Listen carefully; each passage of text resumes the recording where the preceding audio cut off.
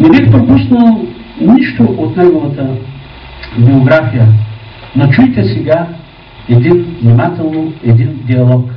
Той се провежда през 1956 година. Ваня, аз съм решил да се оженя. Това е много хубаво, Мишо. А за кого? За тебе, Ваня, гордо казва Мишо. Но аз не ти обичам, Мишо. Ще ме заобичаш, Ваня. Ще ме заобичаш. И от 1956 година, вече 54 години, се ражда едно прекрасно, обичливо, вълшебно семейство, което се увеличава с нашата мила доктор Лили Вълчева, с синът Лукан, с внуците Ана, с внучката Миша и Веска. Затова аз предлагам да аплодираме, защото в минутите на радост, в минутите на трудни, винаги до него е била неговата скъпа, незаменима Ваня.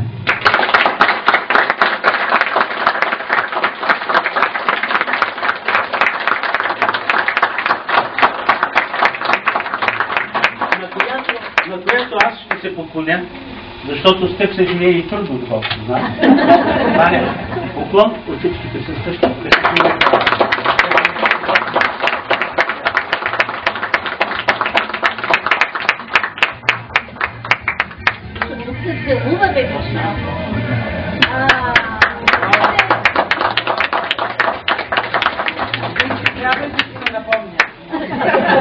Ти си посрещал, Мишо, трудностите не на колени, а прав.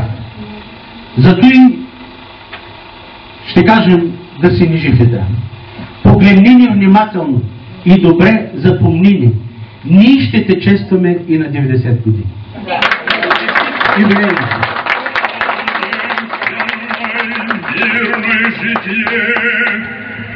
Здравие же и спасение,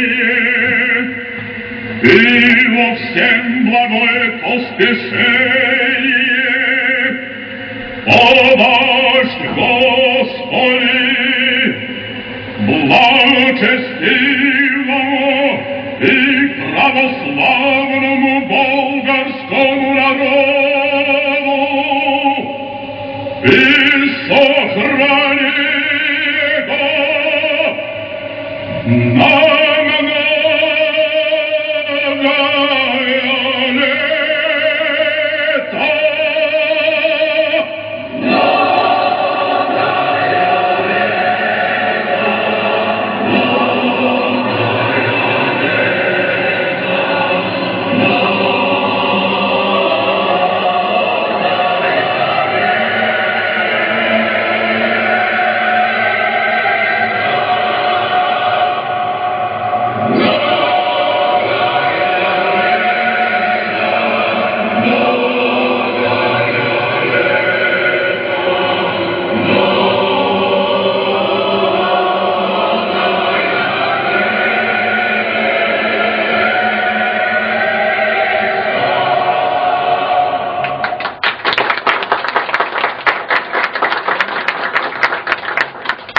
Следващи, благодаря ви от все сърце.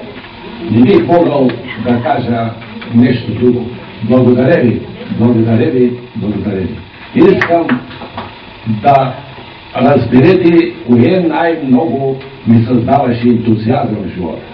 Когато станах командир на бригадата в лесопарка Липник, другаря Кобадински ме попита: какво ще направиш най-напред тук? Другаря Кобадински посред: браво, Мишо, защото няма ходят из гората. След време той идваше често в лесопарка Липник. Отидохме да съдим големите дървета в парка на младежта. Те бяха големи, нямаше тогава машини. И аз 20-30 бригадири от Липник заведох да съдим дървета. И той ми каза: Мишо, не, момче, ще гледаш винаги да оставаш виря след себе си. Да оставаш нещо, което да ти помни за векове. Да не правиш така, да оставаш видя само когато си клекнал. Не. Това нещо не изчезна от главата ми до днес. Нещо, което Пенчо не можа да го каже, защото тайно го държах. Догаля Табаков излезе в отпуска. Реко, аз ще заболя портал. Отидох при Белчо Петров. Белчо до утре сутринта да се направи проект на един портал. Чакай, Мишо, какво? Не да се направи. Направи проекта, още стои. Направи го и иде си Табаков, не мога да познае входа. За да подкупя счетоводителя, той беше вегетарианец. Може ли да направим, другарю Голапчев, габарник? Да бе, Мишо, ще направим габарник. Къде? В Мила Пая отдолу, които се отдаха на да знаят. Направихме габарника. След това имаше едни прекрасни директори край захарната. Господина другаря Тихолов, Марин Личев, Гършанов. Бъзнах аз при Тихолов. Реко, дай да направим една поликлиника тук за нас. И събрахме сдружение от директорите и изпълнител Мишо Луканов. Нали той като секретар.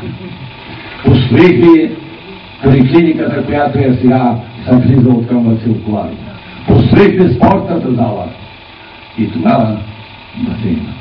Заради това, може би, не харесаха и по-нататък моя път ви го разбрахте. Благодаря ви, скъпи другари.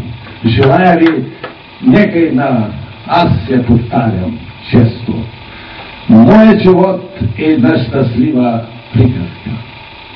Тая приказка се казва 1001 нощ. Желая ви, мили приятели, скъпи мои приятелки, познати, с вас не съм се скарвал заради това, защото не съм искал да ви имам. Нито ви на мене. Затова се гледаме направо в очите. Желая ви кавказско здраве, циганско безгрижие, испанска любов и швейцарско благополучие.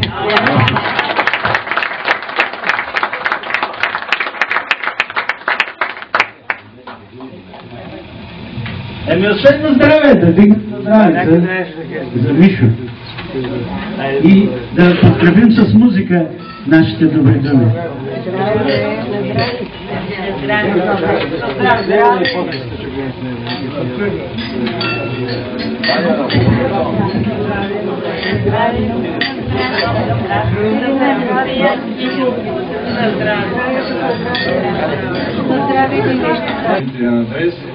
Уважаеми другар Луканов, прими най-искрените ви поздравления за 80-тия си рожден ден. 80 години, в които с вяра, труд и активно участие в обществения живот ти съзидаваше. Привърженик на социалистическата идея, ти работи с ум и сърце за изграждане на страната ни, за развитието на нашия град, за израстване на кадрите. Като дългогодишен комсомолски, стопански, административен и политически ръководител, като председател на Пенсионерския съюз, остави трайна следа и име сред русенци. Животът те направи отзивчив и отговорен към проблемите на другите. Събираше приятели и устояваше гражданската си позиция. Дълбока благодарност за стореното от теб. За нашата партия, в която ти членуваш дълги години. Хората като теб са пример за дълг и отговорност.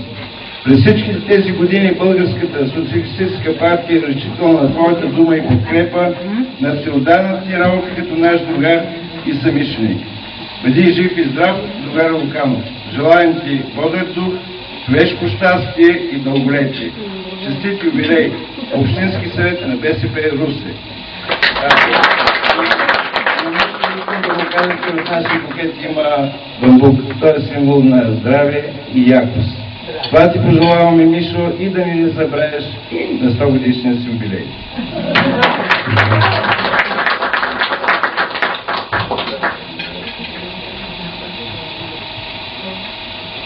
Се представяш?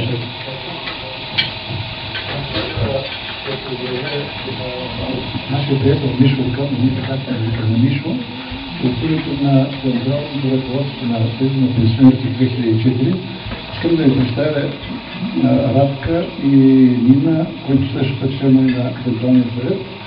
ще прочета един поздравителен адрес и след това ще ми разрешите за 2 минутки да си направя, да се обяви един спомен от преди 44 години, от когато познавам Мишо Луканов. Поздравителният адрес е от господин Мишо Луканов. Централният съвет на Съюз на пенсионерите благодари за годините, които посветихте в защита на възрастните хора. Вашата всеотдайност и чувство за отговорност вдъхнаха вяра и надежда на хората в поделилите си за един по-здрав, справедлив, нормален и достоен живот. Вашата дейност остави следи сред пенсионерите и заслужава почет и уважение. Позволяваме ви дълъг житейски път, по който да срещате повече обич и признателност. Продължавайте с щедра ръка да раздавате своята обич и да бъдете пример за тези, които срещате по пътя си. Председател Цветан Минков. Аз и му желая много здраве, бистър ум, много приятели, неговата щастлива приказка да няма край. Нека да прескочим 90-та годишна, да празнуваме неговата 100 годишна.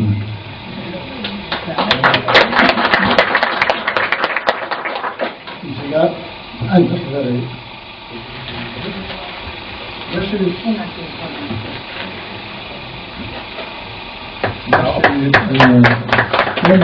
Един случай от преди 44 години. Аз бях студент в Вимес. Бях председател на Световния студентски аспирантски съюз и по наша русенска инициатива организираме първия конгрес на Световния студентски аспирантски съюз. Дойдоха хора от София, общината, окръжния комитет на партията, голямо събитие, тъй като се очакваше и действително дойдоха студенти. Да съберем парите за съюза. Утре. Какво да правим? Седнахме в комитета при Мирдонов, тогава беше. Почнахме да бележим мероприятия, какво трябва да се направим. Мишо беше определен за координатор. В продължение на 2 седмици, всяка вечер с него обикаляхме Вимес. Трябва да знаете, че тогава в общежитията, те бяха бивши казарми, имаше само легла. Не знае откъде изби пари от София или надолу. Какво беше обаче? Вкараха маси, сложиха покривки, сложиха карафи, сложиха вази за цветя. В стола се хранихме с алуминиевите цилъци. Нали си ги спомняте от войната? Смениха цялото оборудване, преобладиха на стола, а в мазето на Вимес организирахме първата дискотека в България. Сега много дискотеки има, но тогава организирахме първата дискотека. Не знам какви магии правеше, включително вечерно време направиха около общежитията пейки, насадихме и райграс и всяка вечер ходих да проверяваме дали се полива, за да може с съответната дата райграса да бъде поникнал. Ето това е сложи началото на нашата дружба и след това вече, когато навъртяхме годинките, отново се срещаме в нашия съюз на пенсионерите, който се опитваме да бъдем първопроход, водещи в целия пенсионерски съюз в България. Да си ми жив и здрав, дълги години и 100 години! Приятели, чухме една наистина приказка, живот приказка, в която главен герой е и нашият Мишо, не само вашият, но и на Централния съвет. Този Мишо, който, доколкото сега разбирам вече в подробности, е живял вечно с мечта. Защото за да свършиш всичките тези дела, за да оставиш диря от порталчето до еди къде си, да не го повтарям, трябва да мечтаеш, да имаш една мечта, която гониш. За тази мечта най-добре е писал един велик наш поет Вапцаров. И за това, за да не казвам каквото и да е, защото моите думи ще бъдат нищо пред това, което е казал Вапцаров, вместо поздравителни думи, позволете ми да го поздравим с едно стихотворение на Вапцаров. А то е "Пролет моя". моя бяла пролет, още неживяна, непразнувана, само зрачни сънчета сънувана. Как минуваш ниско над тополите, но не спираш тук своя полет? Пролет моя бяла пролет, знам, ще дойдеш бурна страшно, огненометежна, да измиеш кървавите